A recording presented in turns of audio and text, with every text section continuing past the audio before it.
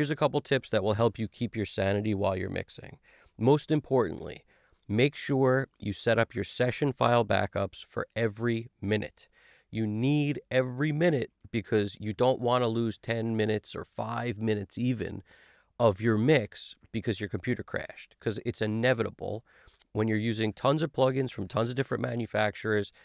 It's going to crash. And I use a Mac and it's very stable. However, it still goes down every once in a while. And the saving grace is session file backups every minute. So let me show you exactly what I mean.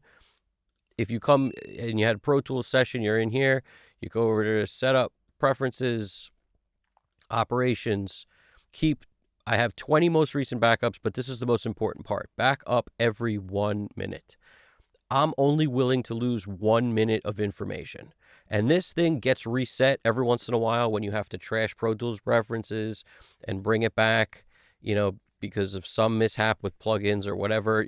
Like, there's a number of reasons it could go down. Make sure that is set. I check it before every mix because I don't want to notice that it was set to every 5 minutes or whatever the default is accidentally. It's usually around 5 or 6 minutes, and to me that's too long. I need every minute. So moving on from there, the other most important tip ever is, if you look at the faders here, you don't want to be mixing where your fader winds up creeping up above +6. A good rule of thumb is you want to be able to move in both directions, especially up, when you're done with your mix. And if you have no regard for where your faders are sitting, there's plenty of people who get done with their mix, they're happy, but they're at +12 on a few tracks. And if you're at +12, you can't go anywhere. You see how it says +12? I'm not talking about digital 0. I'm talking about the fader. You can't get above +12. So sometimes people then will bus this somewhere and use the bus, or it's just have a little bit of discipline. And every time you find yourself getting up to +6, pull everything back wherever you have to in your session. Now, that depends on your workflow.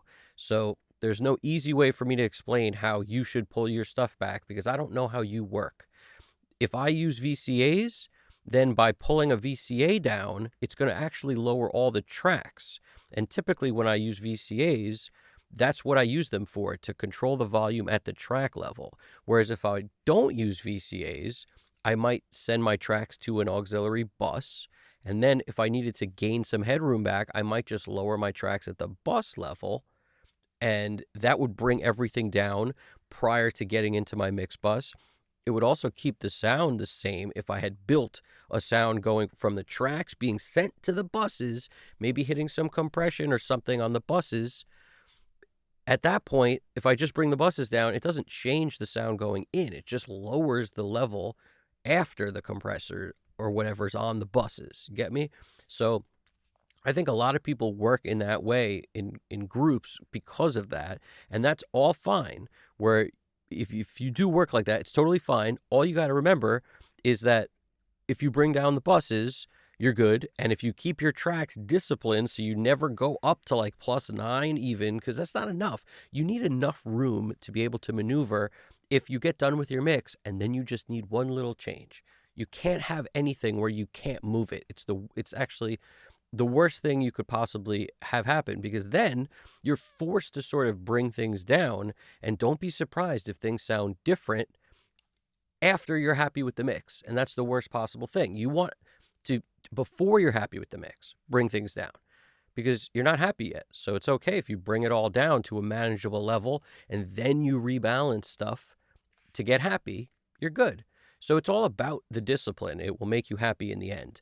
Now, another thing that's hugely important, I think, that not enough people do, you should label your session save as every time you make a big change within your session. Like if you have a crazy idea, sometimes it's look, I want to add an extra measure here and use a delay throw or something, some crazy effect, and have that occupy dead space and then have the music come in. So I'm going to add space between the song. Great. Just save as before you do that. So you save the original version and then the new one, and you have a clear demarcation line of when you decided to try this thing. That way you could always get back to it. So you got to always do the save as. Now, also save your session when you're going to print a mix. Make sure your session's saved exactly the same as the file that you're printing. So in other words, when you're printing a mix, make sure it matches exactly to what it is that you save your session as, so that there's no, like, you don't have a mystery about which version do I need to open up to get to the end. I mean, this is like, some of it's really common sense, but plenty of people don't do it. So if my session is like, M1, then the mix says M1 on it. If my session is M3, the mix says M3. Like, just make it the same. So when you print a version, you know exactly where that's located. I can't tell you how helpful that is. Also, a professional always backs up their stuff. You can't consider yourself somebody who's like, if you're a hobbyist doing this, that's all well and good, but you'll be just as upset as anybody when your hard drive crashes and you can't recover your work. So always back up your stuff after every session you mix. Like every song, it's like people do it on the pro level every night. If you can keep that kind of a routine going, it's not a bad thing. Like, why not back it up every night? That way you never lose. All you could lose is whatever you did that day prior to hitting, the backup.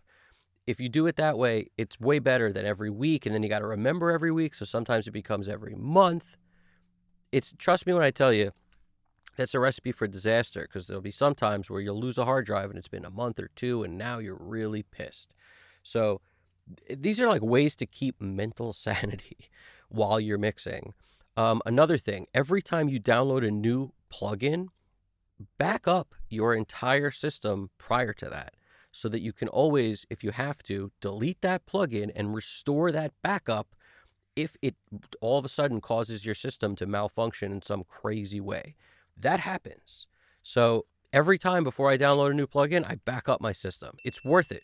If you've ever had something like this, I can't remember what plugin it was. I think it was like, I don't even want to say the plugin because I don't want to be responsible for talking trash about a plugin that was crashing my system like crazy. But the point is, any plugin, you probably have experienced this. If not, can do it. So the point is, don't let it happen. Back it up. Also, when it comes to color coding, people like to color code in different ways. So get familiar with the preferences menu. Some people, you see how like this is a red track and this thing over here is purple. Some people like this to match this, and you can set that up in preferences so that the tracks follow the colors that you set up here. I don't particularly work like that. So for me, it's like I really just look at these colors. I don't typically look in the session on the edit window. I typically just look here. So for me, it never really matters. But I know a lot of people are very particular about color coding. Like red should be looking red and blue should look blue, so that they can look at their session very quickly and get a sense for it. So, you may like to work that way. So consider trying that out. Another thing, there's just so many of these little things. I'm sure I'm going to miss some. So if you guys have others that I haven't mentioned, please throw it in the comments so everyone can learn from it, because this is like just a bunch of stuff happens to people and it's not great. And that's how you get this bunch of things to talk about that everyone needs to know about. Here's one that's kind of on a separate note. You have to do this.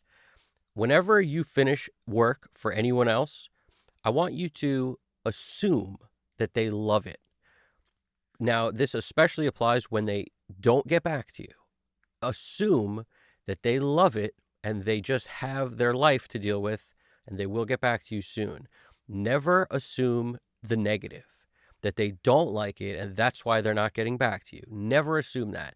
You have the choice over whether or not your brain stays in a position to keep doing great work on a daily basis. And when you don't hear anything back from anyone, more people than not assume the negative. You have to prevent yourself from doing that. This is probably the most important tip on this entire video, because there'll be plenty of times where things will happen where people won't get back to you, but it doesn't mean it's a negative. It could be a positive. So why spend all that time stressing out? You got to control that. As mixers, this is or producers or whatever you do, if you're an artist, you have control over your mind. That means if someone doesn't like something that you spent time making, You have to not let that bother you. You have to realize everyone has an opinion and not everybody is going to like your stuff. You got to get comfortable with that. The sooner you get comfortable with that, the more happy you'll be. The last thing you should be doing is getting down on yourself, blaming yourself, or worse, blaming somebody else because of whatever went down where now somebody tells you they don't like your stuff and it affects you. Just don't let it affect you. It can't affect you if you know you tried your best and you made something that you loved when you finished it. As long as that's the case, you're good. You don't need to weigh in with 20, 30 people and find out if they like it. And once they tell you what their opinion is, realize that's just of the opinion of 20, 30 people. It means absolutely nothing. Okay? What matters is your opinion. This is, I gotta stress this because more people than not should be thinking way more positively than they are. So anything I forgot, throw in the comments. All right. I'm going to flip to the big screen real quick. So I'm going to have a couple more videos coming your way about specific mix stuff. And if anybody wants me to focus on any particular thing that I've talked about already or not, whether it be, how to use VCAs or why I like the master fader prior to the mix bus. I like my master fader to feed my mix bus and control the level in rather than after, or anything else you can come up with. Let me know. I'm happy to see if I could put a video together on it if there's enough juice for the squeeze in there. So anyway, there's a lot of stuff to wrap your head around. Don't let it bog you down. It's mostly just how people like to work, and there's so many different ways, and there's no wrong way.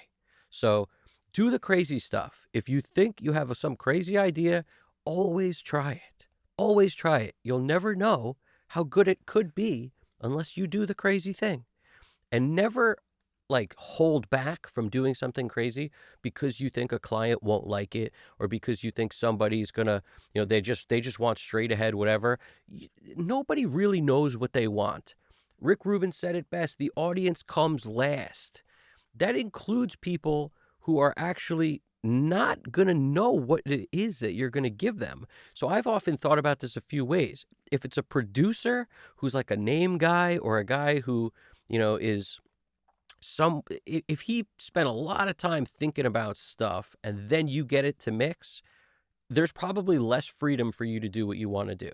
But that doesn't mean you shouldn't try your ideas if you think the ideas make the song way better. All you have is your opinion. That's your guiding light. Go with it. However, if there's some guy there who's a real name of some kind, that's the only time I kind of have a tendency now to back off on stuff. Just because, there was that mix contest with Joe Carroll, I went a little nutty on what I was doing, and I should have thought about it differently. I should have been like, this is Joe Carroll's thing. I got to keep it just a straight mix of what he's sending me, which is the job sometimes. But a lot of the work I get, it's, do your thing. And do your thing means to me, whatever I can come up with to make this amazing, including effects or anything else, or what I do, chopping stuff up, adding ambiance, whatever it is, adding vocal harmonies that maybe weren't there. Like some of the people I work with want all the stuff. And then there's guys that if you did that, they really wouldn't like it. Learning how to navigate that is not something that anyone has ever mastered. You just try to figure it out as best you can, and also as best you can based on your ideas. If you don't have the ideas for it, it's easy to just deliver what the guy gave you. If you have some ideas you want to impart, now it becomes, do you do it or not? And I'm saying, take the risk. Take the risk. This is the kind of thing where if you're just going to do what everybody else does, it's really hard to get ahead. If you have some kind of edge because you offer something that other people don't, and you can make people's stuff sound much better than just a straight mix on it, that could be a huge leg up. I'd say go with that. So anyway, questions, answers, comments, throw it in there. Like if you dug it, subscribe if you haven't already. Evan Jaffe Custom Cut Studios. You guys got this. Take it easy.